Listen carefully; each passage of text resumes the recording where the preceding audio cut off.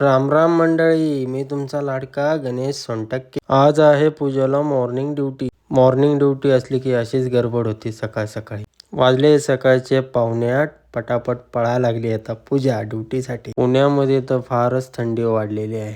घरापासून आहे पूजाचा जॉब 10 मिनिटाच्या अंतरा. फायनली तिला सोडलं जॉब. तिला आलो सोडून. त्यानंतर लावले आंघोळीसाठी मी पाणी.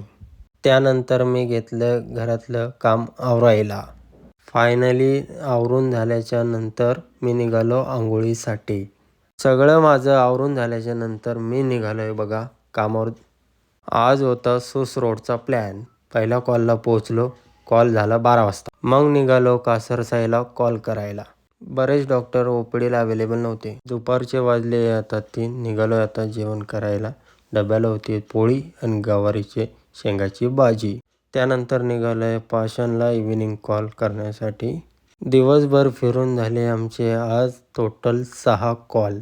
इव्हिनिंग वर्किंग डन करून निघालोय घरी. 8 वाजता आलो फायनली घरी. जाम भूक लागली होती. तोपर्यंत पूजाने रेडी करून ठेवलाय सगळा स्वयंपाक.